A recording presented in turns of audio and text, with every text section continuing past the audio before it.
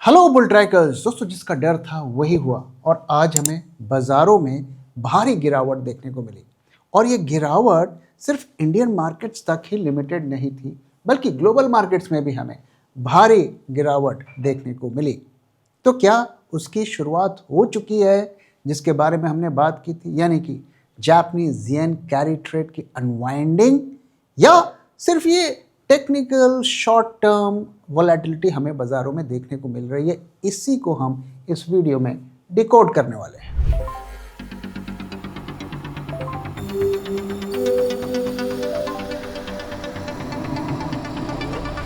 जब मार्केट की हो बात, बेटर आस्क बुल ट्रैक। तो आप देख सकते हैं कि किस तरीके का हमें ब्लड बाथ आज बाजार में देखने को मिला। तो निफ्टी 336 पॉइंट्स डाउन रहा। दोस्तों, अभी 2-3 दिन पहले तक ट्रेड डील के नशे में लोग धुत थे और तरह तरीके की प्रोजेक्शंस दे रहे थे।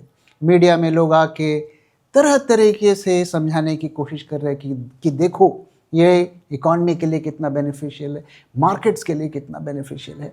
लेकिन अब आपको समझ में आ रहा होगा कि वो एक ट्रैप था और वहाँ पे जिन्होंने भी खरीदारी की होगी उन्हें अब इसका नुकसान उठाना पड़ रहा होगा। तो आज के बाजार में अगर आप देखें, निफ्टी में 336 पॉइंट का फॉल देखने को मिला और ये लगभग वन वे फॉल था। कोई मेजर अटेम्प्ट मार्केट ने नहीं किया रिकवर करने के लिए और थ्रू आउट द डे हमें फॉल देखने को मिला। और in fact end of the market आते आते फिर हमें दोबारा से उसमें फॉल देखने को मिला। और एडवांस डिक्लाइन देखिए भी आप देख सकते हैं कि कितना पुअर है। बैंक निफ्टी की सिचुएशन भी लगभग वैसी है, थोड़ा सा वहाँ पर हमें बेटर परफॉर्मेंस दिखा। और यहाँ पर भी आप देखिए एडवांस डिक्लाइन कितना पुअर है, 553 पॉइंट्स बैंक निफ्टी डाउन रहा। और यहाँ पर अगर आप देखें किन सेक्टर्स में ज़्यादा नुकसान हमें देखने को मिला, तो मेटल्स, इस पर गौर करिए कि जिस मेटल्स में इतनी रैली हो रही थी वहाँ क्यों अचानक से इतनी गिरावट हमें देखने को मिली। साथ में रियलिटी भी आप देख सकते हैं, एफएमसीजी भी देख सकते हैं, करीब 2% डाउन रहा। और आईटी की तो लगातार धुनाई हो रही है, तो it should not be a surprise. अगर हम स्टॉक्स की देखें तो मेजर जो लूजर्स है जो हमें देखने को मिल रहे हैं, मुथूट फाइनेंस जिसमें काफ़ी रैली हमें देखने को मिल रही थी, अब गोल्ड सिल्वर भी प्रेशर में है तो इनके स्टॉक्स भी प्रेशर में आ रहे हैं। एएलकेएम भी आप देख सकते हैं, हिंडाल्को और नेशनल एल्यूमिनियम मेटल्स के, तो आप देख सकते हैं कि ऑलमोस्ट ये जो है पूरा मार्केट ही रेड में था। इसे हम ब्लड बाथ से कुछ कम नहीं कह सकते। लेकिन ये जो ब्लड बाथ है, क्या ये इंडियन मार्केट तक लिमिटेड है? नहीं, ये दरअसल जो ट्रिगर था वो ग्लोबल मार्केट से ही आया था। और ग्लोबल मार्केट्स में कल के दिन अगर आप देखिए कि नैस्डैक 2% डाउन रहा, डाउ जोन्स पे डाउन रहा। और जब बाजार कल अमेरिकन बाजार खुले, ग्रीन में खुले और फिर सडन एंड शार्प फॉल वहाँ हमें देखने को मिली। ऐसा लग रहा था कि किसी ने जो है स्टॉक को डंप किया है बड़े क्वांटिटी में। हैंग सेंग भी सवेरे एशियन मार्केट्स खुले, वो भी नेगेटिव में रहे, आप देख सकते हैं 1.72%। निक्केई भी करीब करीब डाउन रहा। और जो टेक स्टॉक्स थे यूएसए के, वहाँ पे ज़्यादा फॉल हमें देखने को मिला। क्यों देखने को मिला और आगे क्या ये कंटिन्यू रहेगा उसके बारे में थोड़ी देर में बात करेंगे। लेकिन अगर आप देखें तो यहाँ पे ऐसा नहीं है कि सभी एआई स्टॉक्स औंधे मुंह गिरे हैं।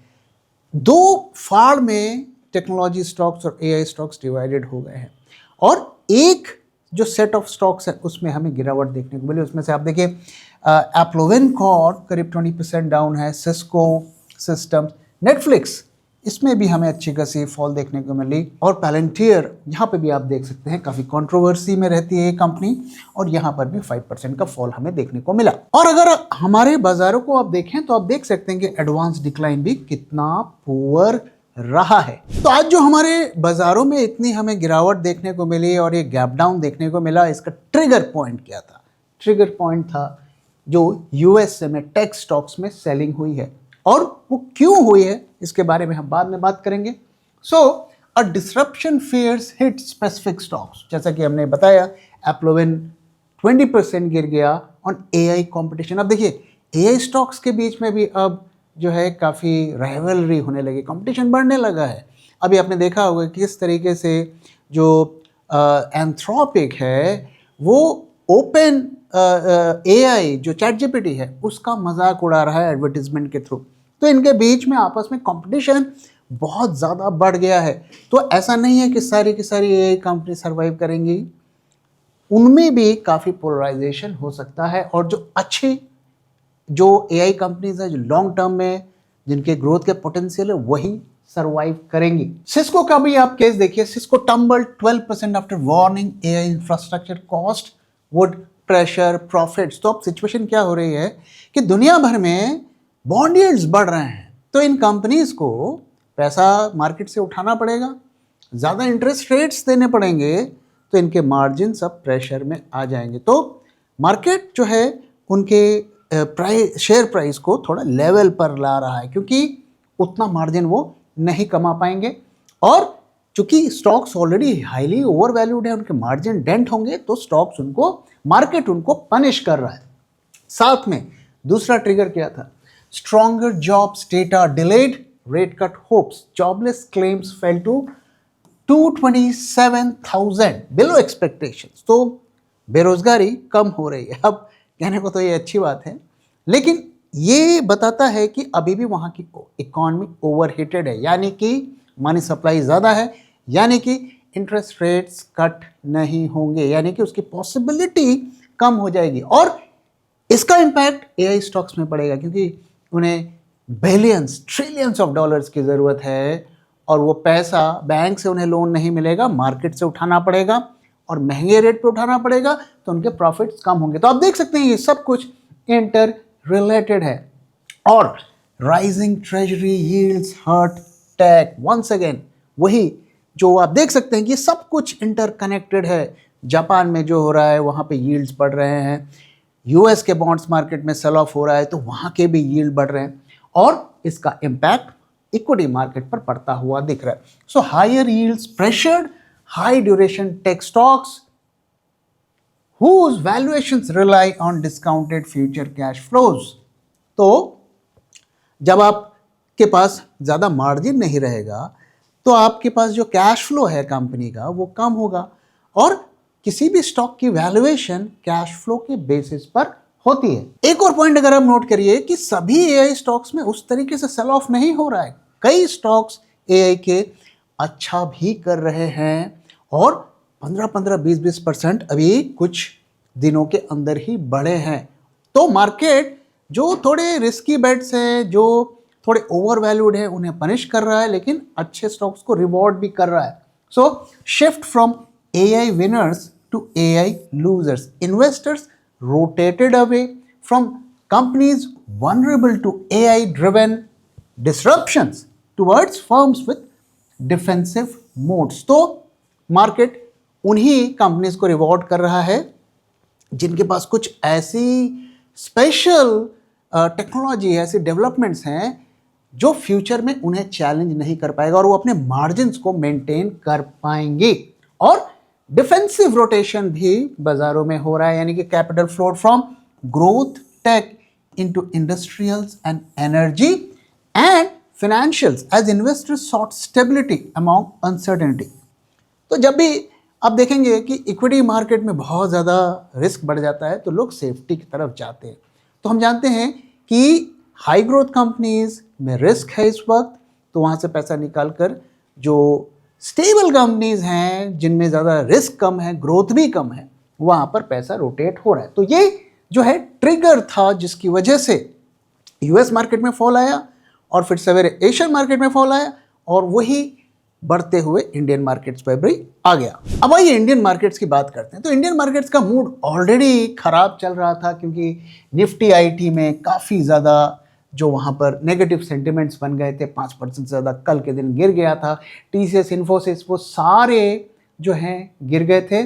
तो ए डिसरप्शंस का फियर अब इंडिया में जो है बढ़ता हुआ दिख रहा था। तो ऑलरेडी मूड तो खराब ही था, और कल जो रात में यूएसए में है उसकी वजह से और भी ज़्यादा यहाँ पर पैनिक हो गया। और हम जानते हैं उसका रीज़न क्या है।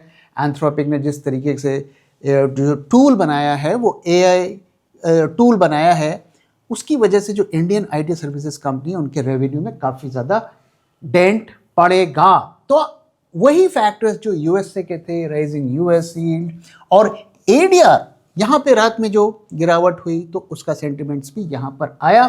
तो ये सब की वजह से मार्केट में थोड़ा इस वक्त पैनिक देखने को मिला। और साथ में आप देखिए ऑयल, अभी 2 दिन पहले तक ऑयल 70 बैरल तक पहुंच गया। तो ये भी हमारे इकोनॉमी के लिए एक नेगेटिव साइन है, क्योंकि ऑलरेडी अब हम अमेरिका से ट्रेड डील के बाद ज़्यादा सामान खरीदेंगे, ऑयल का प्राइस भी बढ़ रहा है, तो जो उसकी वजह से हमारा रुपया और भी वीक होगा। तो इस सब का कंबाइंड इम्पैक्ट पड़ता हुआ हमें बाजारों में दिख रहा है। तो ये तो मैंने आपको ट्रिगर्स बता दिए कि यूएस मार्केट का क्या ट्रिगर था, इंडियन मार्केट्स का क्या ट्रिगर था, लेकिन इसका रूट कॉज है, रूट कॉज वही है जिसके बारे में हमने डिटेल में बात किया था। और अगर आपने वो वीडियो नहीं देखा है तो जाकर देखिए कि कैसे जापान के बॉन्ड यील्ड्स दुनिया भर के बॉन्ड मार्केट और दुनिया भर के इक्विटी मार्केट के लिए एक बहुत बड़ा रिस्क बन गए हैं। और उसका रीज़न हम जानते हैं कि yen carry trade, investors borrowed ultra cheap Japanese yen, invested in higher yielding assets, US tech and Indian equities. Japan से पैसा उठाकर दुनिया भर के बाजारों में लगा दिया और ग्रोथ स्टॉक में लगाया ताकि उसमें जल्दी से जल्दी ज़्यादा रिटर्न मिले। तो यूएस में टेक स्टॉक्स पिछले 1-1.5 सालों से रैली कर रहे थे, वहाँ पैसा लगा। इंडियन मार्केट्स में भी इस साल 2025 में अगर आप देखें तो फरवरी मार्च के महीने से अच्छी रैली देखी, वहाँ पैसा लगाया। अब वहाँ पर अगर वो पैसा नहीं निकालेंगे तो वापस जब येन में लेके जाएंगे तो उनके प्रॉफिट्स कम हो जाएंगे। तो वो ताबड़तोड़ सेलिंग कर रहे हैं और आगे मैं आपको उसका कोरिलेशन भी दिखाऊंगा। तो जहाँ जहाँ ग्रोथ था वहाँ वहाँ उन्होंने पैसा लगाया और पैसा लगाया तो वहाँ के प्राइजेस और भी बढ़ गए। उसमें गोल्ड भी था, सिल्वर भी था, मेटल्स भी थे, एआई के स्टॉक्स भी थे और हमारे इंडियन मार्केट्स के भी कई स्टॉक्स थे। तो वहाँ पैसा लगाया और इतना पैसा आया, वहाँ पे राइज भी देखने को मिला। अब वो वहाँ से पैसा निकाल रहे हैं। तो आप नोट करिए कि जहाँ जहाँ पिछले 1-1.5 साल में रैली हुई है वहाँ आपको ज़्यादा गिरावट देखने को मिलेगी। और साथ में एक और चीज़ को ध्यान में रखिए कि उन्हें क्विकली पैसे निकालने हैं, उनके पास ज़्यादा टाइम नहीं है, क्योंकि हर दिन उनके लॉसेस, उनके एमटीएम्स बढ़ रहे हैं।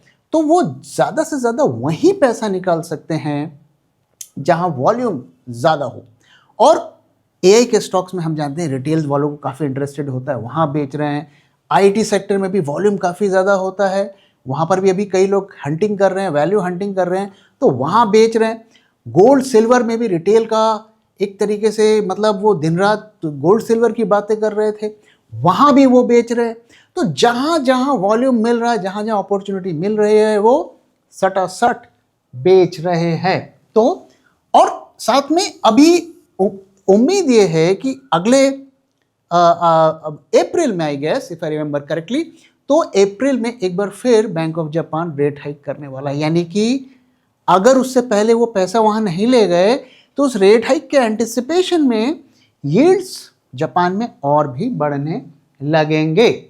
So the Bank of Japan hiked its benchmark rate to 0.75% in December 2025, जो पिछली policy the highest in 30 years and hawkish commentary। तो उन्होंने बोला हुआ है कि भाई अब हम हायर इंटरेस्ट रेट्स की तरफ ही जा रहे हैं, तो अभी उम्मीद है कि ये बढ़कर 1% हो जाएगा अगले महीने। सो अब क्या हो रहा है कि जो कॉस्ट ऑफ कैरी है वो बढ़ता जा रहा है। जितने दिन वो अपने पैसे को जापान से बाहर रख रहे हैं उनके कॉस्ट बढ़ रहे हैं, इंटरेस्ट कॉस्ट बढ़ रहे हैं। So rising Japan rates plus strengthening yen, और दूसरा फैक्टर क्या है, येन और भी स्ट्रॉन्ग होता जा रहा है।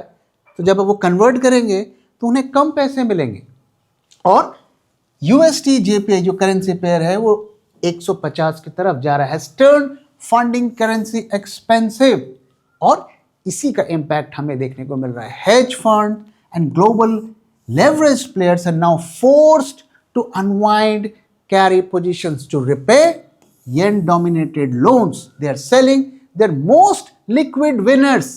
जैसा कि मैंने कहा, जहाँ जहाँ प्रॉफिट है और वॉल्यूम है वहाँ वहाँ सेलिंग होगी। सो लार्ज कैप, और लार्ज कैप गिरेगा तो इंडियन मार्केट्स में इम्पैक्ट पड़ेगा और यूएस की एआई लीडर्स, क्योंकि यूएस में एआई स्टॉक्स में ही हमें ज़्यादा राइज देखने को मिला पिछले 1-1.5 सालों में। किसी स्टॉक में इन्वेस्टमेंट करना है या नहीं करना है, अगर आपको ये इंस्टेंटली पता करना हो तो कैसे करेंगे, आइए मैं आपको दिखाता हूँ। ये बुल ट्रैक का एक स्पेशल टूल है जिसमें आप किसी भी स्टॉक का नाम डालेंगे तो उसकी कुंडली निकाल कर दे देगा और साथ में आपको ये भी बताएगा कि उसमें आपको इन्वेस्टमेंट करना है या नहीं करना है। तो आप देख सकते हैं ये अदानी ग्रीन्स का डिटेल्स आपको यहाँ पे दिख रहा है और इसमें उसने अपना वर्डिक्ट दे दिया है, grade C, avoid 3 critical risk and red flags. और इस रेड फ्लैग्स को आप यहाँ पर देख भी सकते हैं, साथ में आप सारी डिटेल्स भी यहाँ पर देख सकते हैं। 50 से ज़्यादा पैरामीटर्स पर यह स्टॉक की क्वालिटी चेक करता है और स्टॉक की परफॉर्मेंस, मार्जिन्स, रिटर्न्स, ये सारी चीज़ों को आप देख सकते हैं। अब आइए एक दूसरे स्टॉक को चेक करते हैं, कैस्ट्रॉल इंडिया, और यहाँ पर आप देख सकते हैं ग्रेड ए, स्ट्रॉन्ग फंडामेंटल्स, और सभी पैरामीटर्स के डिटेल यहाँ पर आपको दिखते हैं। और रेड फ्लैग्स में जाते हैं तो ये कहता है ऑल क्लियर। तो दोनों स्टॉक की क्वालिटी चेक आपने क्विकली कर ली। अब अगर आपको ये पता करना हो कि किस फेयर प्राइस पर आपको इन स्टॉक्स को खरीदना है या बेचना है, तो उसके लिए आप हमारे वैल्यूएशन टूल्स का यूज़ कर सकते हैं। तो अगर आप ये सब सीखना चाहते हैं कि हमें किन किन पैरामीटर्स पर स्टॉक को इवैल्यूएट करना चाहिए और क्वालिटी चेक करना चाहिए और कैसे फेयर वैल्यू को कैलकुलेट करना चाहिए और कैसे हम इन टूल्स का एक्सेस पा सकते हैं, तो ज्वाइन करिए हमारे 2 दिन का इन्वेस्ट फॉर अल्फा 3.0 वर्कशॉप, जहां हम इन चीज़ों को डिटेल में सिखाएंगे। अब आइए मैं इसके एविडेंस आपको दिखाता हूं कि कैसे ये सब कुछ कनेक्टेड है। तो जापान के जो गवर्नमेंट बॉन्ड यील्ड्स हैं वो बढ़ रहे हैं लगातार। Okay, Japan government bond yields spiking. 10 year जो है, 10 ईयर बॉन्ड्स जो हैं वो 2.3% के आसपास पहुंच रहे हैं एंड 40 ईयर जो बॉन्ड है वो 4% के आसपास पहुंच रहे हैं। Levels that attract domestic Japanese capital, क्योंकि अब यूएस ट्रेजरीज और जापानीज बॉन्ड का जो गैप है वो कम हो गया है। तो यूएसए में वो क्यों पैसा रखें, तो वहाँ बॉन्ड बेचेंगे और यहाँ पैसे को लेकर आएंगे। और जो रिवर्स फ्लो है, जो जापान में वापस से पैसा जाने की बात है, वो शुरू हो गया है।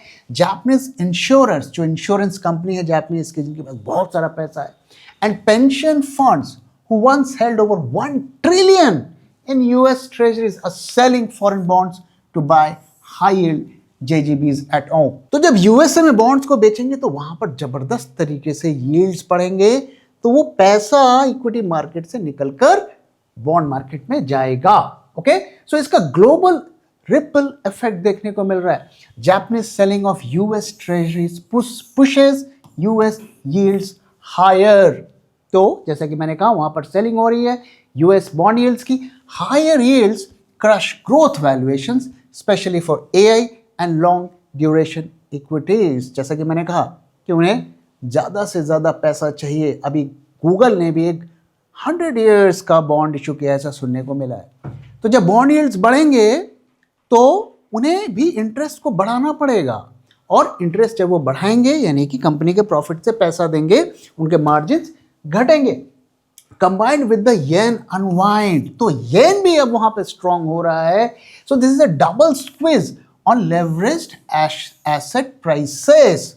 तो कोई अभी मोटिवेशन नहीं है कि जापानीज जो कंपनीज हैं, जो ट्रिलियंस ऑफ $4 ट्रिलियन से ज़्यादा का पैसा उन्होंने ग्लोबल मार्केट्स में लगाया हुआ है, उनके पास अभी कोई मोटिवेशन नहीं है कि उस पैसे को वो फॉरेन मार्केट्स में रखें। तो अब वो पैसे को निकालकर अपने देश ले जाएंगे। अब आइए मैं आपको एक कोरिलेशन दिखाता हूँ कि जापान में जो इंडियन मार्केट्स में सेलिंग हो रही है और जापान में ले जाया जा रहा है, उसका कोई कोरिलेशन है कि नहीं, कोई एविडेंस है कि नहीं, इसको देखने की कोशिश करते हैं।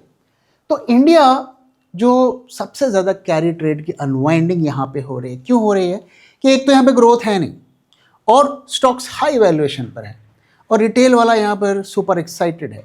तो एक आइडियल प्लेग्राउंड है और सबसे आसानी से यहाँ से वो बेच सकते हैं, क्योंकि उन्हें पता है कि वो अगर सेल का ऑर्डर मारेंगे, DIIs का बाय का ऑर्डर तो ऑलरेडी पड़ा हुआ है, उनके पास लिक्विडिटी की कोई कमी नहीं है, तो इसीलिए इंडिया उनके लिए एक प्लेग्राउंड बना हुआ है। India is often the first place funds liquidate when global funding dries up. It's a favorite destination but also a first exit point. Reason क्या है? क्योंकि यहाँ पे इन्वेस्टर्स के पास अवेयरनेस की कमी है। अब दूसरा अगर आप देखें कि जापानीज लोग यहाँ पर बेचकर जापान में पैसा ले जा रहे हैं, इसका क्या एविडेंस है? इसका एविडेंस ये है, आप जापानीज येन और इंडियन रुपी का अगर चार्ट देखेंगे तो आप देखिए ये करीब करीब 0.57 से 1 येन इज इक्वल टू 0.57 से हमारा रुपया कमजोर होते होते 0.59 हो गया है। तो ये करीब करीब मुझे लगता है ये 3% के आसपास होगा। सो आप देख सकते हैं कि पिछले 5 दिनों में हमारा रुपया येन के अगेंस्ट में 3 to 3.5% तक कमजोर हो चुका है। तो ये क्लियर कट कोरिलेशन आप देख रहे हैं। सो और इसीलिए आज हमें बाजारों में गिरावट देखने को मिली। The combination of FII exodus plus currency stress helped drive the 800 point Sensex crash today.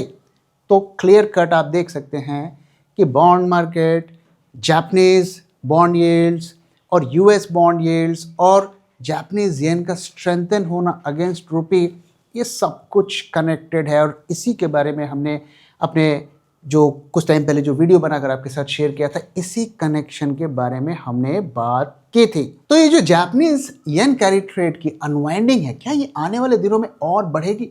फिलहाल अभी जो सिचुएशन हमें देखने को मिल रही है, ऐसे कोई इंडिकेशन नहीं है इसके रुकने के। हो सकता है 1 दिन 2 दिन पॉज हो जाए, लेकिन अभी फिलहाल कोई इंडिकेशन ऐसे नहीं है कि जो होना था वो हो गया। अभी भी काफ़ी ज़्यादा पैसा ऐसा है जो विदेशी बाज़ारों में अटका हुआ है। $4 ट्रिलियन कोई मजाक नहीं है, कोई छोटी मोटी रकम नहीं होती है। इसे पूरे वर्ल्ड मार्केट से निकालने में मुझे लगता है कई महीने लग जाएंगे। इसलिए ये जर्नी इतनी जल्दी ख़त्म होने वाली नहीं है। तो अगर बीच में एक आध दिन आपको मार्केट चढ़ता वढ़ता दिख जाए तो बहुत ज़्यादा एक्साइटेड मत होइए। सोच समझ कर ही स्टॉक मार्केट में पैसा लगाना है। स्टॉक की पूरे डिटेल्स निकाल कर ही और सही वैल्यूएशन पर ही स्टॉक में पैसा लगाना है। अब भाई दोस्तों, आज का मार्केट डेटा देख लेते हैं, वहां से हमें क्या देखने को मिल रहा है। तो आज आप देखिए 336 पॉइंट का फॉल हमें देखने को मिला।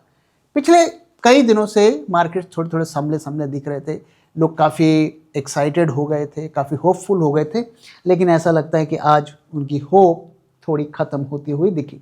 और वोलेटिलिटी की अगर पिक्चर देखें तो वहाँ पे कुछ बदलाव होता हुआ दिखा है। पहले आप देखिए विक्स में क्या ज़बरदस्त जंप मारा है, मार्केट में अब पैनिक आता हुआ दिख रहा है। और कॉल एंड पुट आईवीज में भी राइज देखने को मिला, खास करके पुट्स में 3% का राइज देखने को मिला, विक्स में भी 3% का करीब करीब 2% का राइज देखने को मिला। तो ये बता रहा है कि लोगों ने अब हेजेस को एक्टिवेट करना शुरू कर दिया, यानी कि this is not a technical fall.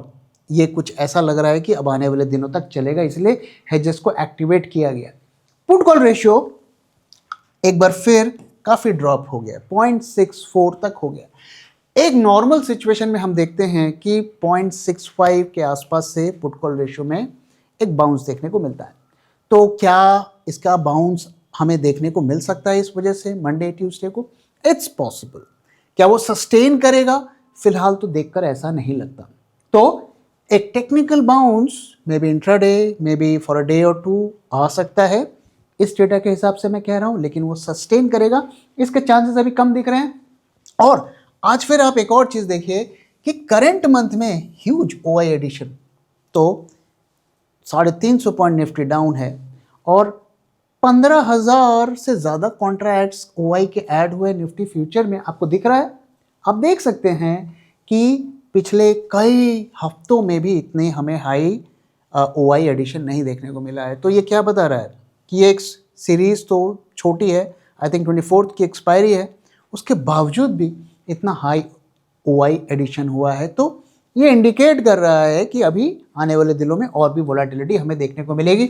Next month में भी कॉन्ट्रैक्ट्स ऐड हुए हैं जो कि मोस्ट लाइकली शॉर्ट्स हैं, तो ऐसा लग रहा है कि अब ये अगले महीने भी ये वोलेटिलिटी हमें देखने को मिलेगी।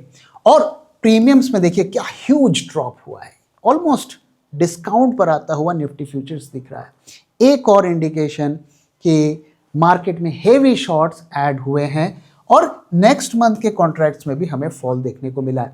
और अब देखिए ह्यूज टर्नओवर, आज इतना टर्नओवर ऐड हुआ निफ्टी में, तो वही चीज़ ह्यूज टर्नओवर हो रहा है, मार्केट गिर रहा है, जापान के अगेंस्ट में, जो जापान की करेंसी है उसके अगेंस्ट में हमारा रुपया कमज़ोर हो रहा है। क्लियर कट साइन है, यहाँ से पैसा निकालकर वहाँ ले जाया जा रहा है और एडवांस डिक्लाइन रेशियो भी पूरी तरीके से पैथेटिक है।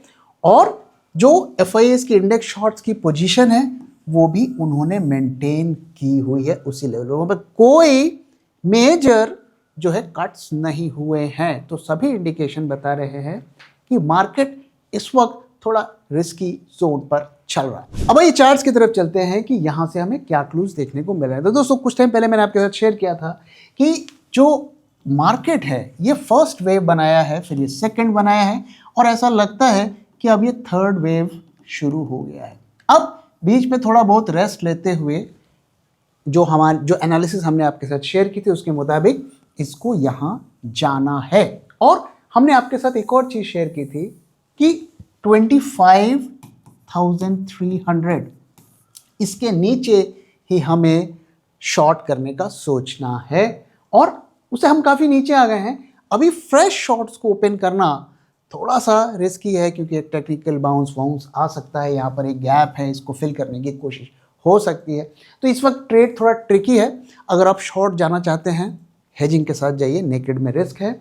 और फिलहाल के लिए सभी इंडिकेटर्स हमें ये बता रहे हैं कि कोई मेजर रिकवरी की संभावना कम है। तो अगर आपने शॉर्ट ओपन किया है इस लेवल के आसपास, कंटिन्यू करिए और यहाँ पर कहीं अपना स्टॉप लॉस को आप रख सकते हैं और ट्रेल कर सकते हैं। फिलहाल डेटा नेगेटिव है, बेरिश है और मेजर रिकवरी के कोई चांस हमें फिलहाल नहीं दिख रहे हैं। अगर दिखेंगे तो ज़रूर आपके साथ शेयर करेंगे। तो दोस्तों इसी के साथ मैं इस वीडियो को यहाँ पे ख़त्म कर रहा हूँ।